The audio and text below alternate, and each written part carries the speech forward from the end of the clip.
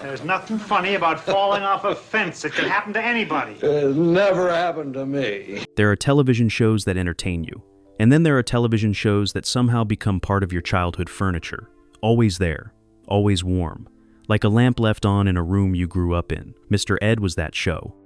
A talking horse, a bewildered architect, a quiet suburban street, and somehow, against all logic and reason, one of the most genuinely charming programs ever to grace the American television screen. But the laughter has long since faded, the credits have rolled for the final time, and the years have not stood still for anyone. So where did they all go? Hi, my name is Edward, and this is Screen Legends. Alan Young Wilbur Post. Alan Young was 39 years old when he first stepped into the role of Wilbur Post, the mild-mannered, endlessly patient, and thoroughly put-upon architect who somehow ended up as the sole confidant of the only talking horse in recorded history. And from the very first episode, something remarkable happened. You believed him. Not the horse, mind you.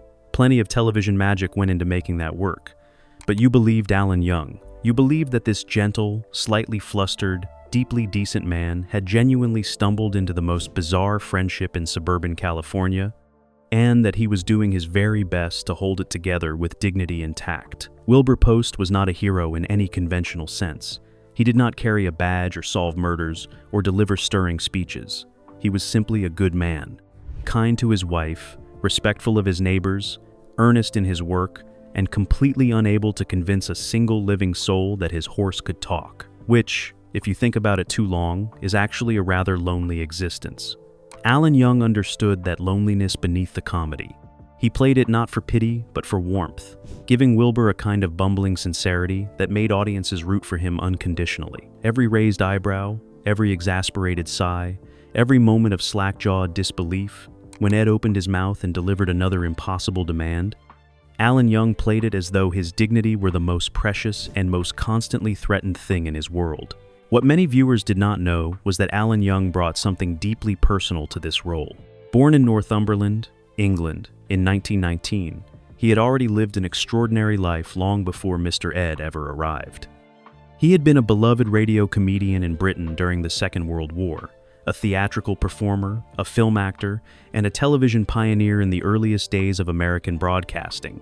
He had hosted his own variety program, earned Emmy recognition, and worked alongside some of the great names of mid-century entertainment. By the time Wilbur Post came along, Alan Young was not a newcomer chasing his first break. He was a seasoned, deeply skilled performer who simply happened to find, in a talking horse, the role that would define his public legacy forever. And he embraced it with extraordinary grace. There was never any suggestion from Alan Young that Mr. Ed was beneath him, or that the show's gentle absurdity embarrassed him. Quite the opposite. He spoke about the series in interviews with genuine warmth, frequently crediting the show's success to the chemistry between himself and the horse, and noting with characteristic modesty that Bamboo Harvester, the Palomino who played Ed, was far more professional on set than many human performers he had encountered. Off-screen, Alan Young was a man of deep faith, a devoted member of the Christian Science community, and a person who seemed to approach his long life with a kind of quiet philosophical steadiness. He was married for decades, raised a family, and in his later years became involved in voice acting, most memorably lending his voice to Scrooge McDuck in the beloved animated series DuckTales, which means that Alan Young managed the extraordinary feat of being beloved by two entirely separate generations of children for two entirely separate reasons. Not many people can claim that. Alan Young passed away on the 19th of May, 2016, at the age of 96 years old. 96. He had outlived nearly every human being connected to the show he made famous, and he departed this world as quietly and gracefully as he had lived in it. The entertainment world mourned him genuinely. Fans who had grown up watching him as Wilbur Post sent tributes from across the decades, and somewhere, one imagines, a certain Palomino was waiting for him on the other side, probably with a list of unreasonable demands. Connie Hines, Carol Post. Connie Hines was 30 years old when she took on the role of Carol Post, Wilbur's devoted, elegant, and consistently mystified wife. And if you watch the series carefully, which I have, possibly more times than is strictly healthy, you begin to appreciate just how much quiet skill Connie Hines brought to a role that the show's premise constantly conspired to sideline. Think about Carol Post's situation for a moment. Her husband disappears into the barn for long stretches of every episode, returns looking flustered and defensive, refuses to explain himself, and somehow the barn is always making inexplicable noises. Any reasonable person in that position would have called a therapist, a lawyer, or possibly both. Carol Post called neither. She trusted her husband, maintained her composure, kept her household running, and faced every absurd complication with a kind of poised, unflappable dignity that was, in its own quiet way, heroic. Connie Hines brought genuine warmth to that dignity. Carol was never a doormat. She had opinions, she had wit, and she had the particular intelligence of a woman who understood far more than she let on and chose her battles carefully. In the domestic comedies of the early 1960s, wives were too often written as obstacles or punchlines. Connie Hines, through sheer personal grace, made Carol Post something considerably more than that. She made her real. Born in Dedham, Massachusetts, Connie Hines had built a steady career in film and television before Mr. Ed, appearing in westerns and dramatic series throughout the late 1950s. She was a genuine working actress, professionally trained and quietly accomplished, and she brought all of that professionalism to every single episode of the show, whether the script demanded it or not. What is particularly poignant about Connie Hines is what happened after the series ended. Unlike some of her contemporaries, she did not transition easily into a new chapter of public life. The role of Carol Post, beloved as it was, had in some ways defined the boundaries of what casting directors imagined her capable of, and the industry moved on with the particular cruelty it reserves for actresses of a certain age in a certain era. Connie Hines moved on too, but more privately. She stepped back from the spotlight, maintained a life away from cameras, and was remembered most vividly by fans who sought her out at conventions and reunions, where she was reported to be warm, gracious, and genuinely moved by the affection that still came her way decades after the show had ended. Connie Hines passed away on the 10th of February, 2009, at the age of 78 years old. She had carried Carol Post with her for nearly half a century, and those who knew her said she carried it not as a burden, but as a gift, something she was proud of and grateful for until the very end. The world lost a genuinely lovely performer that February, and Mr. Ed lost one of the two human hearts at its center. Larry Keating, Roger Addison. Larry Keating was 57 years old when he stepped into the role of Roger Addison, the Post's neighbor, and quite possibly the most put-upon man in the history of California real estate. Roger was the kind of neighbor who had the extraordinary misfortune of appearing at the fence at precisely the wrong moment, every single time, without fail, as though the universe had specifically scheduled his arrivals to maximize his own confusion. He saw just enough of Wilbur's behavior to be deeply suspicious, and never quite enough to be believed by anyone he told about it, which, when you think about it, is less a comedic premise and more a clinical description of a man being slowly driven out of his mind by a horse he does not even know exists. Larry Keating played Roger with a blend of pomposity and wounded dignity that was genuinely beautiful to watch. Roger considered himself the last reasonable adult on Chaparral Drive, the sensible man standing firm against a tide of inexplicable nonsense, and that self-image was therefore the thing that Mr. Ed most reliably and most gleefully destroyed on a weekly basis. His double takes were precise, his indignation was warm, and buried somewhere beneath all that competitive suburban pride and sputtering exasperation was a genuine fondness for the Posts that gave Roger Addison a humanity far exceeding anything the script strictly required. He was not simply a comic foil. In Larry Keating's hands, he was a fully realized human being who happened to live next door to a situation he was constitutionally unprepared for. Long before Mr. Ed, Larry Keating had built a career of remarkable depth and range, with decades of work across radio, film, and stage that made him one of the most dependable and recognizable character actors of his generation. He had appeared alongside some of the greatest names in Hollywood history, and had earned the industry's genuine respect through sheer, consistent excellence. He was, in every professional sense, a man who had already earned his legacy before Roger Addison ever leaned over that fence. Which makes what happened next so deeply, quietly, heartbreaking. Larry Keating passed away on the 26th of August, 1963, at the age of 60 years old, from leukemia, while Mr. Ed was still in active production. He did not live to see the show reach its full cultural flowering, did not get to witness the generations of viewers who would come to love Roger Addison's magnificent, perpetual bewilderment. His final episodes carried a weight that is difficult to watch now without feeling it. The show paid tribute to him as gracefully as it could. The role was recast, and the streak carried on. But those who had watched from the very beginning understood that something irreplaceable had quietly left the neighborhood. Not just a character, a craftsman, a professional of the old school who had given everything he had to a role that deserved every bit of it. Edna Skinner Kay Addison. Edna Skinner was 42 years old when she took on the role of Kay Addison, Roger's wife, and the woman who bore the full weight of living next door to Wilbur Post with absolutely none of the explanations and absolutely all of the consequences. If Roger Addison was the most exasperated man on Chaparral Drive, then Kay Addison was the most exasperated woman, with the crucial difference that Kay was far too composed to let anyone actually see it.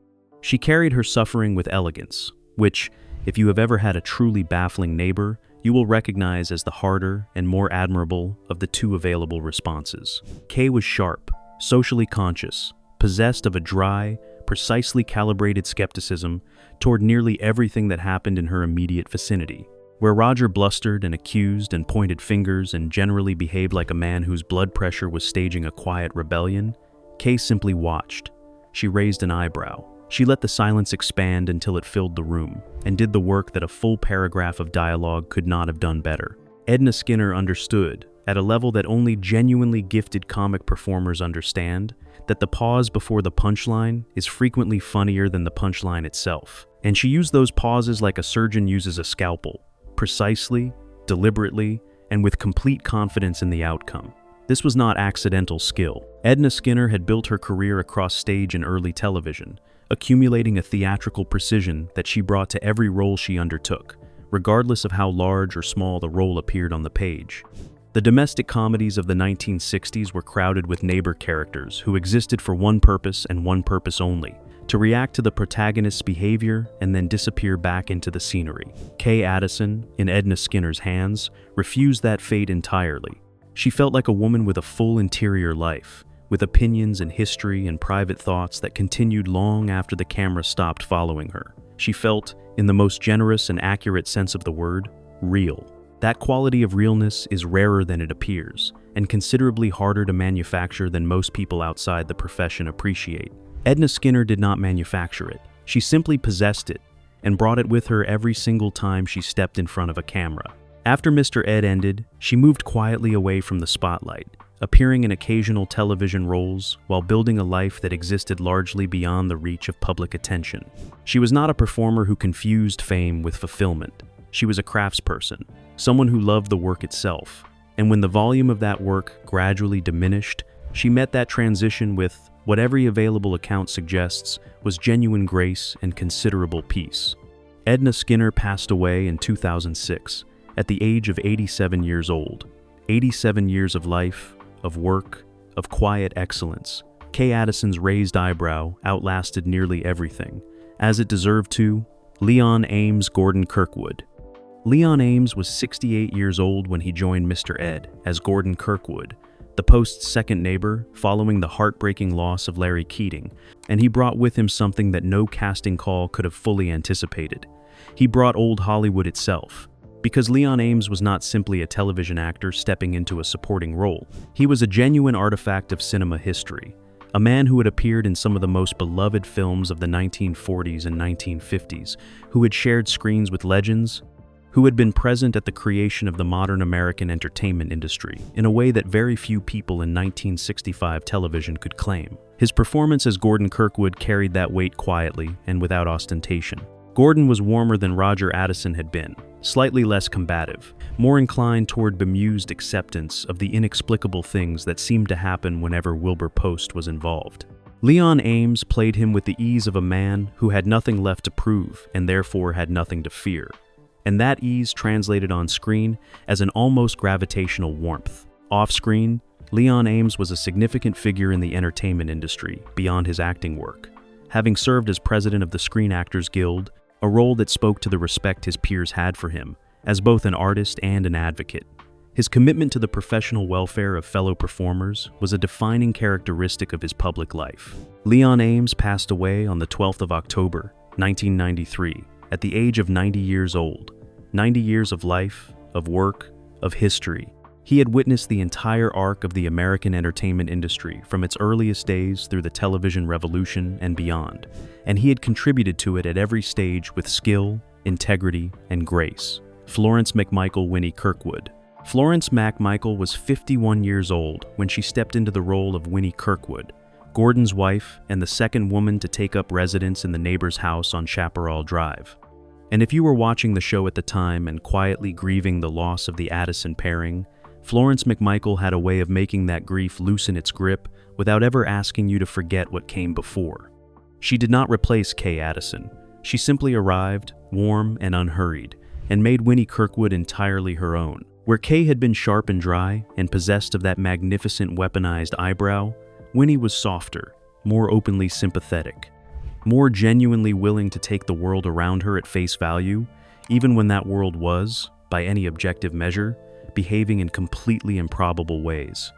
Florence McMichael played that softness without a single trace of naivety, which is a considerably more difficult balancing act than it sounds. Winnie's sweetness never curdled into foolishness.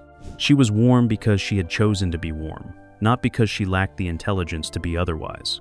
She was, rather remarkably, a neighbor who appeared to genuinely enjoy living next door to the Posts, which, given everything we know about the Posts and their barn and their various unexplained incidents, points either to an extraordinary generosity of spirit or a truly impressive tolerance for the inexplicable. Florence McMichael brought to the role a theatrical foundation built across years of stage and screen work, and that foundation gave her performances a naturalness and ease that purely camera-trained performers frequently spend entire careers trying to approximate. There was nothing effortful visible in her work. It simply flowed, warm and unforced, like a conversation with someone who has long since stopped worrying about making a good impression because they already are one. After Mr. Ed ended, she stepped away from public performance with the same quiet grace she had brought to every role she had ever played. She did not chase the spotlight. She simply lived, privately and fully, in the way that people who have genuinely made peace with their lives tend to do. Florence McMichael passed away on the 27th of November, 2009, at the age of 95 years old. Nearly a century of warmth. It turns out that was exactly enough. Alan Lane, the voice of Mr. Ed. Now, Alan Lane. This is where the story gets genuinely fascinating, and also a little heartbreaking, and also, if I'm being honest, a little bit funny in the darkest possible way. Alan Lane was 55 years old when he began providing the voice of Mr. Ed, the fast-talking, philosophically opinionated, chronically demanding Palomino, who was, by any reasonable measure, the actual star of the show. And here is the thing that makes his story unlike anyone else on this list. He did not want anyone to know. The producers of Mr. Ed made the decision early on that the voice of Ed would remain uncredited. Various theories were floated in the press about how the horse's mouth movements were achieved and who might be providing the voice. And Alan Lane said nothing. He simply did the work, collected his fee, and allowed the mystery to persist.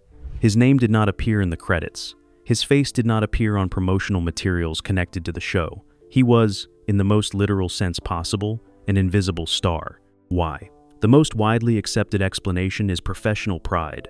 Alan Lane had spent decades as a legitimate leading man, a cowboy film hero of the 1940s and early 50s whose face had appeared on posters and whose name had carried genuine box office weight. The idea of being publicly known as the voice of a talking horse, however beloved that horse might become, was something his ego apparently could not accommodate. And yet the voice he gave to Mr. Ed was extraordinary. Warm, dry, conspiratorial, with a particular rhythm that made every line sound like the horse was letting you in on a secret that he found slightly more amusing than he was letting on. Alan Lane did not phone that performance in. He crafted it, shaped it, gave it personality and consistency across 6 seasons of television. It is, in its own strange way, one of the great unacknowledged vocal performances in the history of the medium.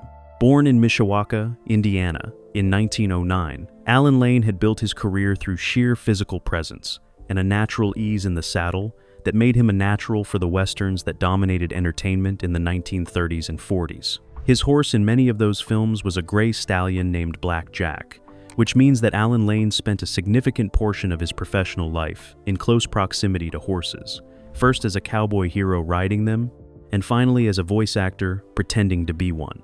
There is a poetry in that trajectory that I find genuinely moving. Alan Lane passed away on the 27th of October, 1973, at the age of 64 years old, from bone marrow disease.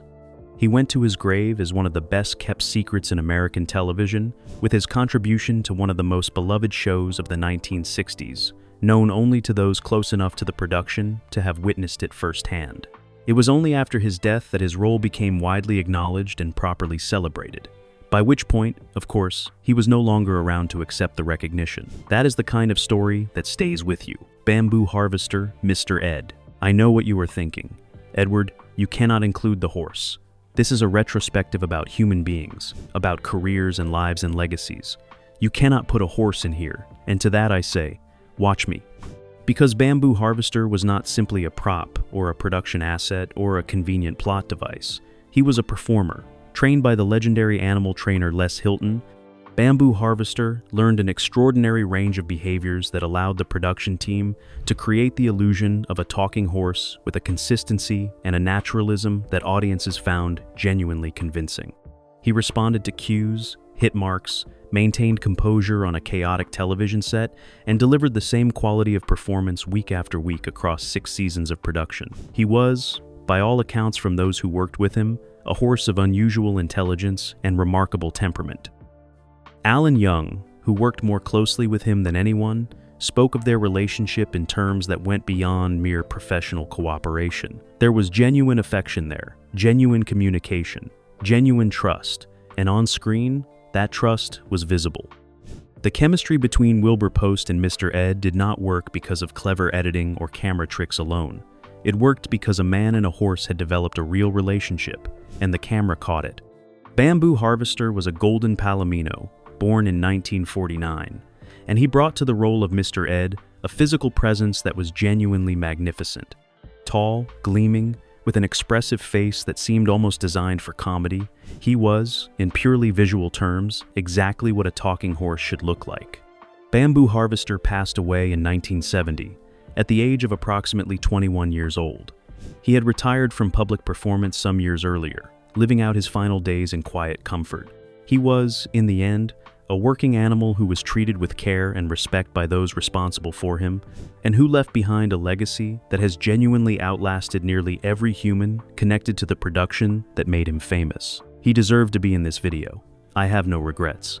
So there we are, Mr. Ed, 1961. A show about a talking horse that was never supposed to work, built by a group of human beings who brought their whole selves to it, and made it work anyway, made it sing, made it last, made it the kind of thing that people still talk about more than 60 years later, with genuine warmth and a kind of helpless, affectionate smile. Alan Young, gone in 2016 at 96, the last surviving principal of a cast that had slowly, quietly slipped away across the decades. Connie Hines, gone in 2009. Larry Keating, gone in 1963, before the show he was part of had even finished its run. Edna Skinner, gone in 2006. Leon Ames, gone in 1993. Florence McMichael, gone in 2009. Alan Lane, gone in 1973, his most famous contribution still officially uncredited at the time of his death. And Bamboo Harvester, gone in 1970, leaving behind hoofprints that no one who loved that show will ever fully stop following.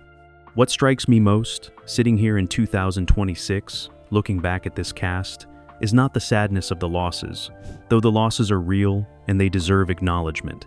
What strikes me most is the extraordinary ordinariness of their lives beyond the frame.